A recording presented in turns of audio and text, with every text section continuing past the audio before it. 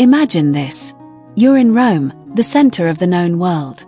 The old emperor is gone, the streets are buzzing, the army is watching, the Senate is nervously pretending it's still in charge. And somehow you, manage to grab the throne. You have the title. You have the purple. You have the guards. You have the attention of an entire empire.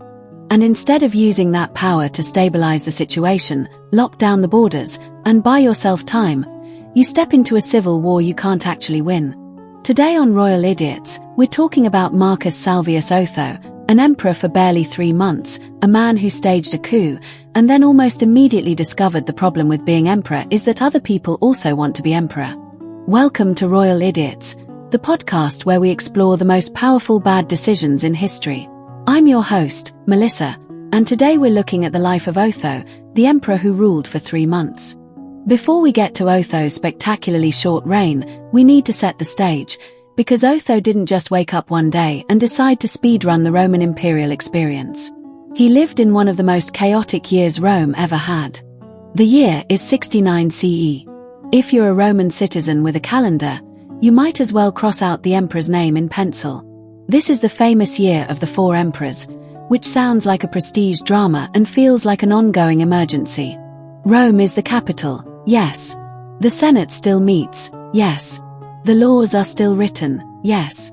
But the true power engine is the military, especially the legions on the frontiers and the elite troops close to home, the Praetorian Guard.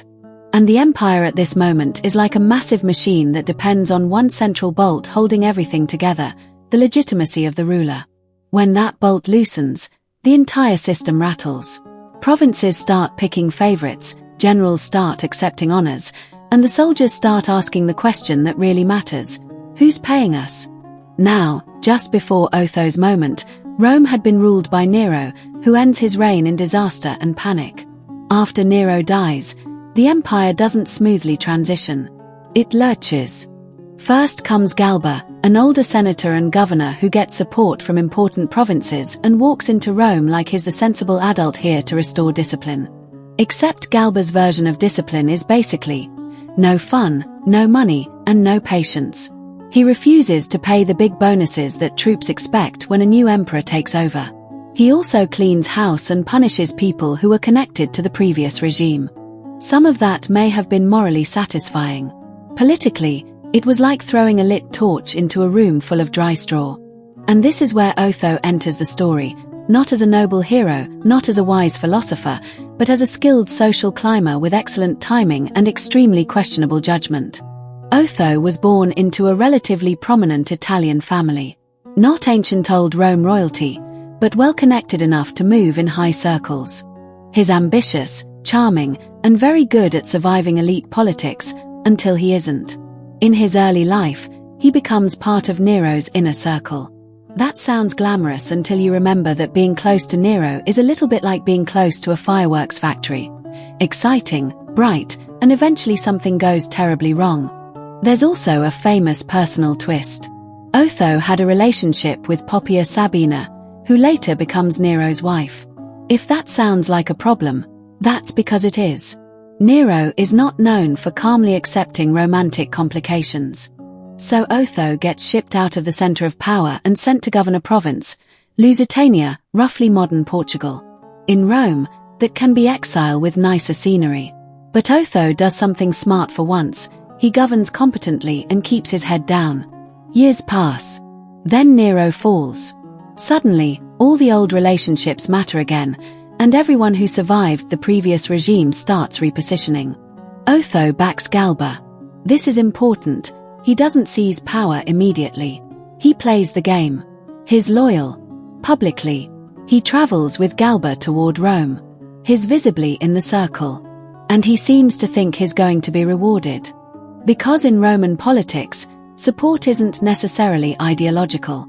It's transactional. You help someone become emperor, and in return you get something: a high office, wealth, status, maybe even the position of heir. And Otho, by all appearances, expects to be adopted as Galba's successor. Adoption in Rome isn't just family feelings, it's a succession plan. It's a public announcement: this is the next emperor. So Otho waits. He watches. He makes sure people notice him. And then Galba adopts someone else. That's the moment where you can almost hear the record scratch in Otho's life. Exactly. Thank you, Jules. It's such a clean turning point. Galba chooses a different candidate, Piso, which sends a loud message: Otho is not the future. And in a system where your safety depends on being close to power, that's not just a career disappointment. That's a threat. Yes. Because if you're a disappointed contender in Rome, you have a problem. People might suspect you're dangerous. And in Roman politics, suspicion can kill you faster than guilt. So Otho looks around at the situation Galba has created. An emperor who is unpopular with the troops, stingy with rewards, harsh with punishments, and now publicly choosing an heir while the city is still unstable. And Otho decides he's not going to accept the wait your turn plan. He does what ambitious Romans in a succession crisis often do.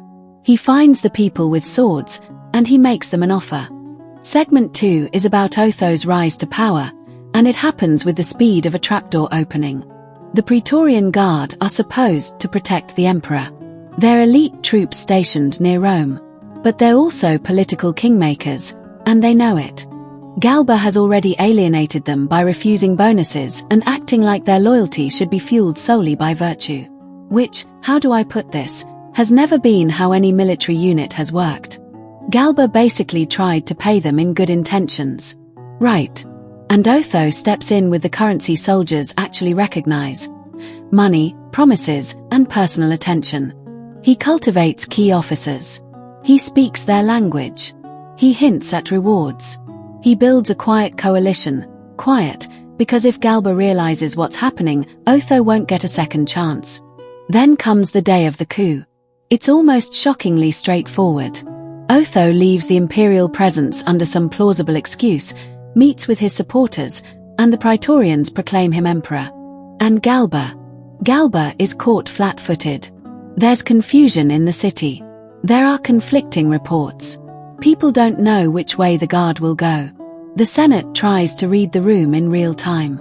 Galba steps out, attempting to project authority. But authority isn't a costume you put on. It's a relationship with power, and Galba's relationship with the armed men around him has already collapsed. Galba is killed. His chosen heir is killed. And suddenly, Otho gets what he wanted, his emperor. So that's the win. But the part one always gets stuck on is, did Otho actually think that meant the game was over?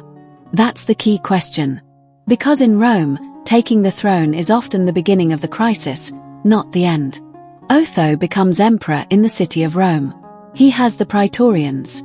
He has a shocked Senate that quickly switches from long live Galba to long live Otho, because the Senate is excellent at survival. But there's a problem the size of an empire. Out on the frontiers, armies have their own loyalties. And during a legitimacy vacuum, those armies start making their own decisions. Which brings us to segment 3, the idiot moment. Otho's defining decision isn't just the coup. The coup is bold, risky, and honestly, in the short term, effective. The real problem is what comes after. He grabs power in Rome while a rival claimant is already rising with stronger military backing. Because in Germania, on the Rhine frontier, the legions have proclaimed their own emperor, Vitellius. And unlike the Praetorians, those legions are not a palace guard. They're hardened frontier troops. Exactly. They're experienced, numerous, and led by commanders with momentum. And they're far from Rome, which matters, because Rome can declare you emperor, but armies can march. So Otho has options. He can attempt negotiation, offer to share power, or propose adoption, or delay conflict and buy time. He can try to undermine Vitellius politically, isolate him, get other provinces on his side. He can also focus on shoring up legitimacy, present himself as a stabilizer, keep Rome calm, keep the grain supply steady, make the Senate and wealthy classes feel safe, and let Vitellius look like the aggressor. Instead, Otho effectively commits to meeting the challenge head-on, quickly, in a civil war, before his own position is truly secure and before he has the best forces assembled. So the idiot part is less he fought and more he fought on the enemy's timetable. That's a great way to put it. He's reacting, not controlling. And civil wars punish that. Now, to be fair to Otho, he's not sitting idle. He tries to appear reasonable and emperor-like. He keeps some of Galba's policies, he tries to calm political factions, and he attempts to present continuity. He also has to manage the very people who put him on the throne, the Praetorian Guard and their expectations. Meanwhile, Vitellius's forces are moving. 2 major columns march toward Italy. This is the nightmare scenario. Rome is about to become the prize in a military contest, and whoever loses will likely not get a peaceful retirement. Otho marches north to meet them, sending commanders ahead. And here, everything becomes a chain of pressure decisions. Do we wait for reinforcements? Do we force a battle? Do we trust this general? Do we believe that report? And it's never clean, right? Like it's not one single button that says press here to lose. It's a series of slightly bad calls. Yes, and that's what makes it painful. It's human. Under time pressure, with limited information, in a system where hesitation can be fatal, people choose action over strategy. The turning point is the Battle of Bedriacum, also known as the First Battle of Bedriacum. Otho's forces clash with Vitellius's men in northern Italy. The fighting is brutal, confused, and decisive. Otho's side loses. And now Otho faces the moment that, depending on how you look at it, is either his final bad decision, or his first genuinely admirable one. Because after the defeat, Otho still has options. He could continue the war. There are still troops available. There are still provinces that might back him. He could gamble on a second battle, or a longer campaign. He could dig in and force Vitellius to pay for every mile. Which is what you'd expect from a guy who did a coup. That kind of person doesn't usually go, well, fair enough. Right. But Otho looks at the situation and decides, essentially, that another round will mean more Roman deaths for his personal claim. And he chooses to end it. Otho commits suicide. That's the headline that makes people pause. The man who betrayed Galba, grabbed power, sparked conflict. When he loses one major battle, he removes himself from the board. Not because he's forced in the moment, but because he sees that continuing would deepen the civil war. It's such a strange emotional whiplash. Like, I will absolutely start this, but I will not drag it out. Exactly. It complicates the story. It doesn't erase the coup, and it doesn't undo the bloodshed that already happened. But it's a decision that even ancient historians, who are not always generous, sometimes treated with a kind of grim respect. Now we move into segment 4. Consequences. And the immediate consequence is simple. Otho is dead, and Vitellius becomes emperor. But the larger consequence is that Rome's instability doesn't end. Not even close. The empire has now watched, in rapid succession, emperors rise and fall because soldiers decided they could. The Praetorian Guard helped kill one emperor and elevate another. Frontier legions declared their own ruler. And the Senate, the traditional symbol of Roman government, has mostly been reduced to reacting. Once a political system teaches powerful groups that emperors are replaceable, that lesson spreads fast. And it also teaches every ambitious commander that maybe they should try it too. Yes, civil war has a contagious quality. It makes the unthinkable thinkable. Vitellius's reign that follows is not the restoration of calm. It's another wave of factionalism and financial strain, with more political retaliation and more military maneuvering. And before long, another challenger rises, Vespasian, backed by powerful Eastern legions. So Otho's 3 months are not a weird isolated incident. They're one part of a larger breakdown. Rome has plenty of power, but no clear, stable mechanism to transfer it when things go wrong. Economically, these rapid successions are expensive. Armies expect donatives, cash payouts, when they back a new emperor. Civil wars disrupt trade, damage farmland, and create uncertainty that makes everyone hoard resources.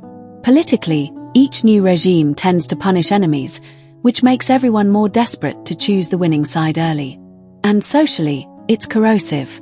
Ordinary people in Italy and the provinces face requisitions, troop movements, and the fear that tomorrow's legal order will contradict today's. So even when Otho removes himself to stop the fighting doesn't stop, because the system is already in free fall. That's the tragedy of it.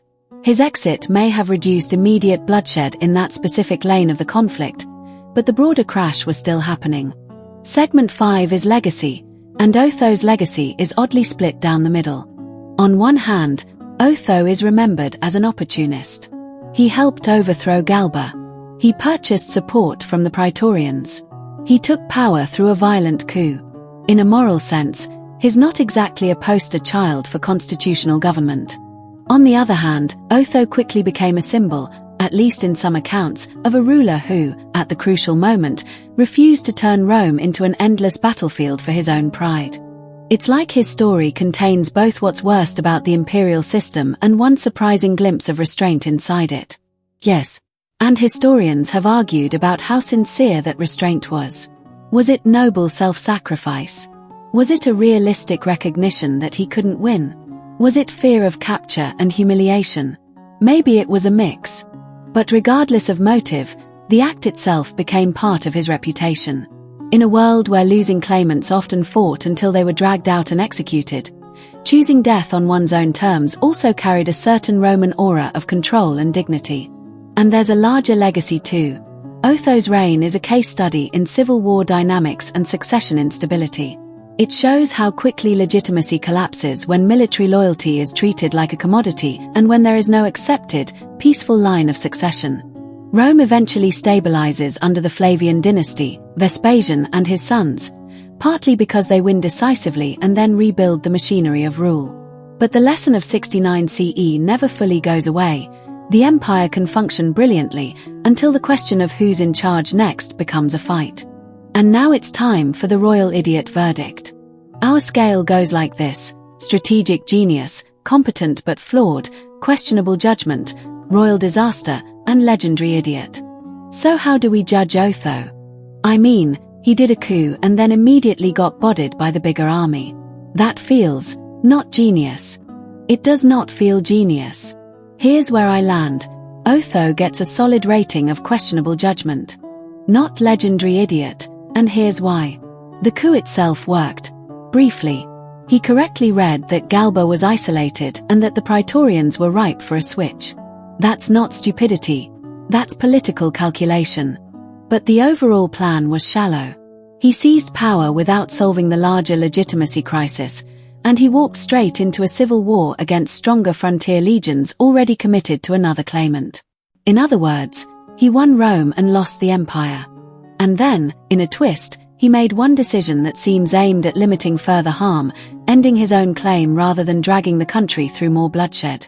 That doesn't undo the damage, but it keeps him out of royal disaster territory for me. So he's like a competent schemer with terrible timing. Yes, a man who could pull off step 1, maybe step 2, and then discovered there were about 12 more steps and most of them involved armies marching at you. That's our episode. Otho, emperor for 3 months, coup artist for a day, and a reminder that in Rome the throne was less a seat and more a target. Next time on Royal Idiots, we'll explore his successor, Vitellius, someone who thought they could outmaneuver their rivals, only to find out history doesn't grade on confidence. If you enjoyed this episode, follow the podcast and share it with a fellow history fan. And if you ever find yourself thinking, how hard could running an empire be? Just remember Otho. He got the job, looked at the inbox, and hit the most permanent form of logout.